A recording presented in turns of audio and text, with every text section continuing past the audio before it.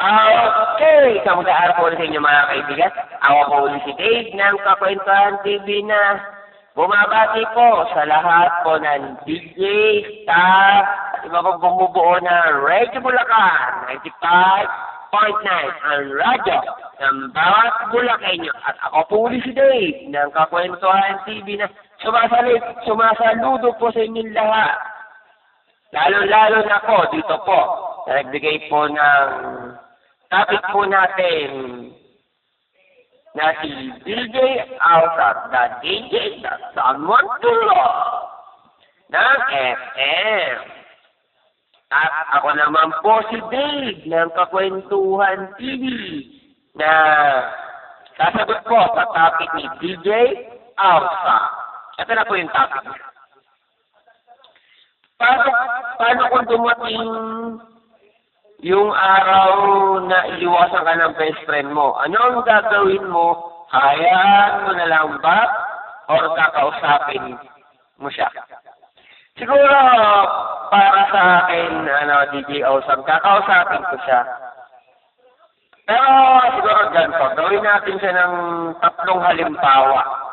Siguro una kong gagawin na bago ko siya tanungin, obserbahan ko muna siya. O talaga totoong iniiwasan niya ako bago ko siya kausapin ba.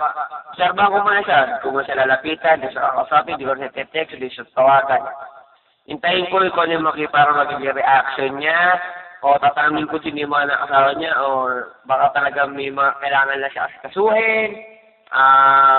Hindi ko muna siya akalain, ayahan ko lang siya.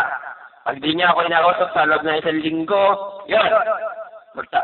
Abang siyempre, abang may nakalata ko na umiiwas siya, kausapin ko yung mga nakakasama niya. Then, after 1 week, pag hindi talaga niya ako nausap, ako na mismo lalapit, kausapin ko siya kung bakit.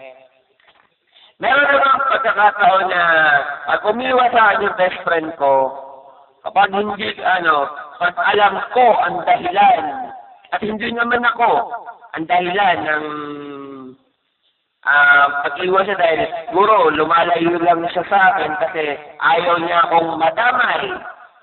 Kakarangin ko na kapit siya, sabihin ko, pre, o mare, kapatid, kakwentuhan, RB yan, saglit lang muna, minto ka muna. Alam ko, iniiwasan mo ko para hindi ako madamay sa gulo. Pero, kaibigan mo ko, best friend mo ko, kapatid, sa puso. Ano ba problema natin? Pag-usapan natin, baka makatulong ako, at okay lang, kahit madamay ako, at least, nadamayan kita sa gitna ng iyong pangangailangan at sa gitna ng iyong kalumpayan. Nandito ako bilang kaibigan mo. Yan. At pangatlo, minsan, yung talagang kaibigan, meron talagang best friend na bigla na iiwas. Ito mahirap eh.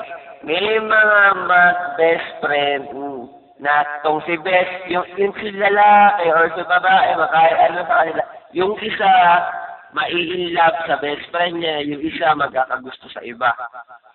Yan.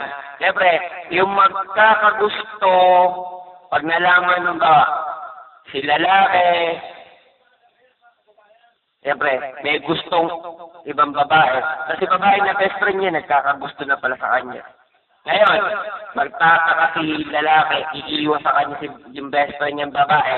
Kasi niya, magtataka siya, parang, ba't ang alam ko, lagi siya sumasama sa akin.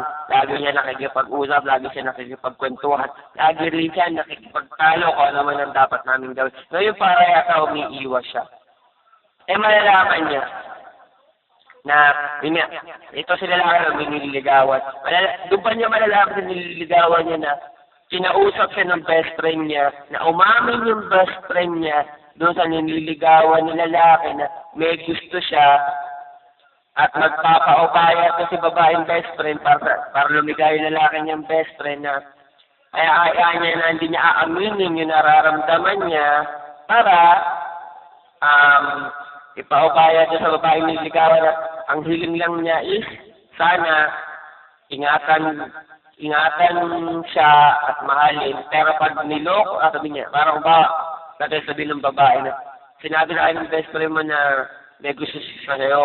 Pero nagpaubaya siya na sabi niya, mahalin daw kita, alagaan. At pag niloko daw kita, re-resbackan daw niya ako, babawiin ka daw niya sa akin. Pero kung ako ang nasa sitwasyon nitong lalaking to, pag nalaman ko na ganun, parang sasabihin ko, pre, bakit ganun? Akala ko ba barkada tayo? Siyempre sabihin niya, alam mo ba mahirap magtapat sa best friend mo na nagkakagusto sa kanya? Oo, alam ko. Baka kasi sabihin ni babae, kasi baka iwasan mo ko. Hindi, pre. Kung ano matawagin mag-best friend. Hindi kita iiwasan. Kapag pinagtapat mo sa akin, mas matutuwa ako dahil naging matapang ka, pinausap mo ako, kapag nararamdaman mo, kahit na alam mo may gusto ko sa iba at hindi sa'yo. At salamat din sa sinabi mo na ibinilin mo ako sa baniligaw ko na mahalin niya ako, alagaan at magsasaktan kasi kapag sinaktan niya ako, re-resbackan mo siya at babawiin mo ako mula sa kanya. Yan. Pero ako, para sa akin, kung ganun man ang mangyayari, hindi ko iiwasan yung best friend ko sa halip mas mamahalin ko siya bilang kaibigan dahil naging totoo siya para sa akin. Okay? At yan po ang nalisagot ko po sa topic ko ni DJ Awesome, the DJ that someone to love ng FM. ng RB or Radio Bulacan 95.9 ang radyo ng bawat Bulacan. At ako po uli si Dave ng Kakwentuhan TV na sumasaludo po sa inyong mga RBians at staff at iba po bumubuo ng Radio Bulacan.